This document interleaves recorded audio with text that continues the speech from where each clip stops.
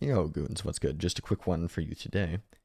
I thought, because I realized we don't really go over this anywhere else, we'll discuss Goldlewis's throw left-right 50-50 today. It is a safe jump on either side. It's something that I don't see get used a lot.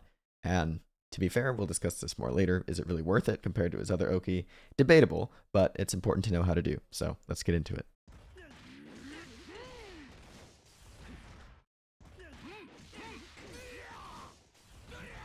So that's kind of the idea behind the 50-50. It depends on when you time your air dash. Now, there are some ways to manually mix up the timing of this. Like you can time your jump differently, you can time your air dash differently, you can time your aerial differently, but kind of the most accessible way to do this mix up is to just throw and then forward jump.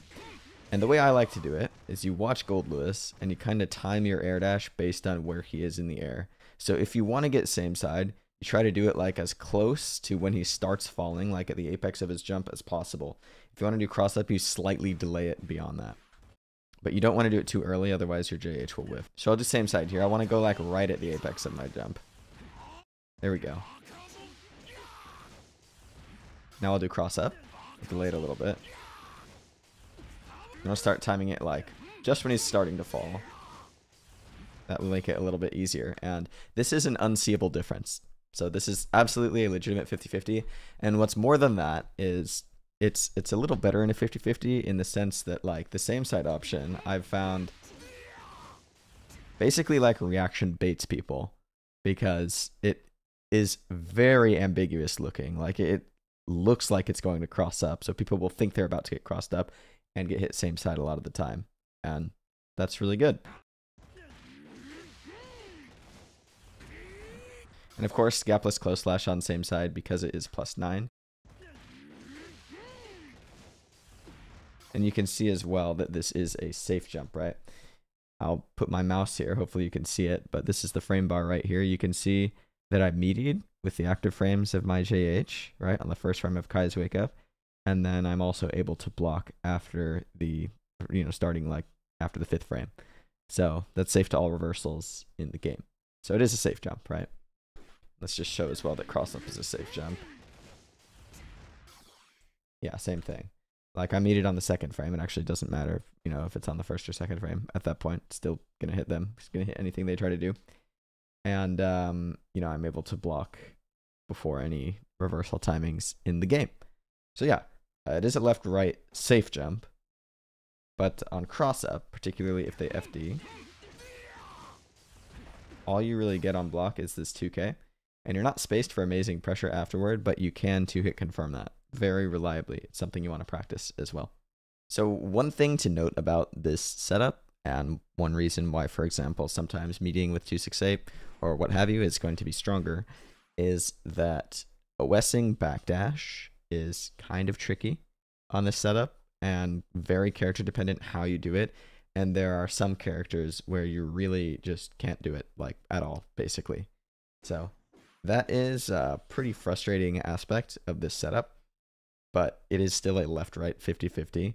So if they're going to try to backdash, they may be taking some risk depending on how they do it by taking a guess on forward dash on one side, and it's still a 50-50 at that point. It's just if it gets blocked, the pressure, won't be very good, or rather, if they guess backdash correctly, you won't really get pressure. Most characters, you can't really OS and hit confirm on reaction.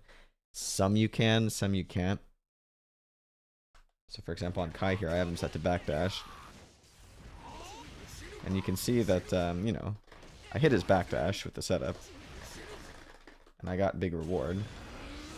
But the problem is, right, that if I just have him block instead, and I go for that exact same thing, you can see that like this 268 will barely hit.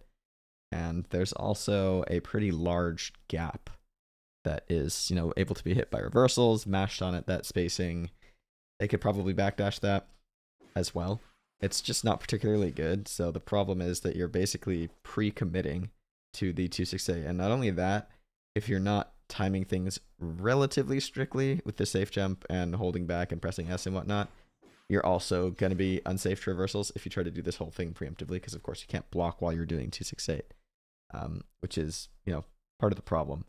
But overall, it's still definitely really good. And if you want to be absolutely safe to backdash, you can OS with super, but really not that necessary after the DPRC change. And yeah, this is just something to be mindful of, because I'm thinking to myself, right, there may be flaws in this logic, particularly if we're talking about like the metered scenario or resources, risk reward, whatever. But if I'm the opponent, right, and I'm getting 50-50 anyway off of this setup, I might as well just guess backdash on one side and make it really, really awkward to OS or continue the pressure. Now, the same side OS is dangerous for the opponent. That's the thing. And the same side mix is also, I think, the stronger one. Like, it's more difficult to see. It more psychs up the opponent based on, what they're looking at and what they're expecting to come out. But the cross-up OS is bad. It's bad. Let me explain why.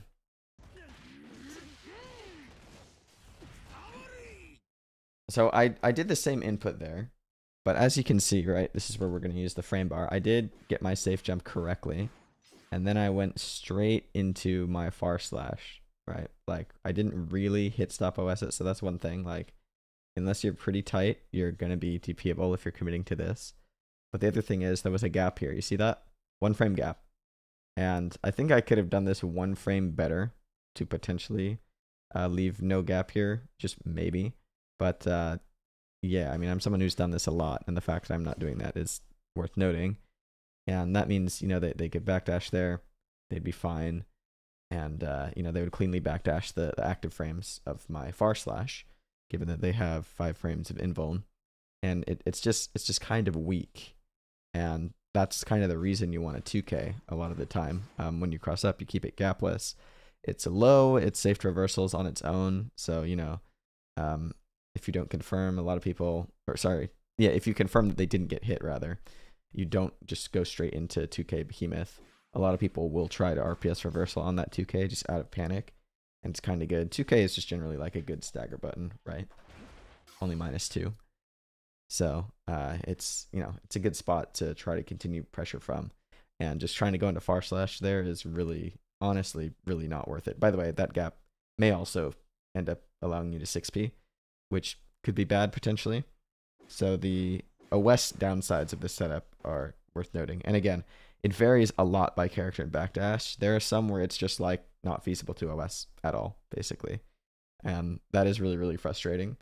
But it's still, it's worth understanding if you're going to go for this, the pros and cons. Something else that's a little underexplored, I guess, while we're on this topic of kind of jump mix. First of all, making this cross-up ambiguous, like manually time safe jumps off its other knockdowns. Like, there's so many times where you're gonna, have random ass knockdowns like this, and it's gonna be kind of hard to like make it a safe jump by eyeballing it and get like left-right 50-50s. It's not that easy. So really understanding this 50-50 off throw is really worthwhile, but kind of generalizing it is really difficult. I actually think it's one of the things that makes Goldlewis a very high skill cap character, is that it is possible, I think, to get this ambiguous 50-50 off of a lot of his knockdowns, but it's really difficult manual timing because there's a lot of variance in like how much frame advantage you have on your knockdown. So it all comes down to eyeballing it at that point, basically. And again, there are a lot of ways to vary the timing of it based on like when you air dash, when you aerial, all those sorts of things, how high you jump, etc. And when you jump, if it's a variable knockdown as well, and what distance you are to the opponent, etc., etc. I think you get the point. But yeah, let's highlight some other jump pressure that he has aside from that, which I think is pretty solid. For example, this kind of thing can be very, very ambiguous, very, very difficult to see a lot of the time for the opponent. And the reward can be pretty high, especially because they might not expect this to meaty. And so, for example, if I get like a counter hit on this, so if I get like a counter hit, I'm in business. Sorry, I went for a meme combo there, but I'm in business. Now, what's more is that most of the time you're like at worst 0 on block. So, like, the opponent most of the time, if they get hit by this, especially same side, they will think that you're negative. And so like RPSing 2P and 2K here, and especially if you're spaced like that, 5K to hit their like 2Ps and 2Ks is really, really good. It's actually like kind of a pseudo mix up on its own. as like a knowledge check of the frame data. But again, this can also be plus on block. It kind of just, it's something you have to get used to eyeball. But this can be quite irritating for the opponent. And I have to say the hit rate on this is really high because as I showed you, right, you can make this quite ambiguous what side it's going to hit on. And because it's so active, right, like I can basically do this out of an IED. I don't really need to delay anything on, you know, the 862, for example. And so I think this is solid and worth exploring.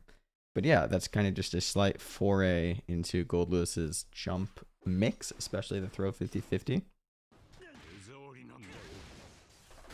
What's scary as well is when other characters can get this, like Soul. Like this is a 50-50, if you didn't know. And it's legit, and he does get conversions off of it. And, you know, a lot of characters can do something like this. You see me doing the FDC JK, for example, FD cancel. That is necessary for this setup, for Soul. Some characters, not necessarily. But a lot of them do need to do something like this. But yeah, it's just, even if you don't play Goldlewis or you play other characters, it's probably worth exploring or like looking into if your character has throw 50-50s, because some of them are really, really strong. And obviously that's quite high reward for someone like Soul, who's threatening throw all the time or just blowing up your HP. Chaos can do this. I know that Sin actually has an amazing throw 50-50, but it's also extremely high execution to do properly. And I probably shouldn't be saying that because I hate that character and he doesn't deserve it. But yeah, lots of characters can do something like this. But anyway, that's all for this one. I don't want to make it too long because this subject is not like the most complicated thing in the world. But yeah, just something that I don't see represented enough on Goldlewis. That's all.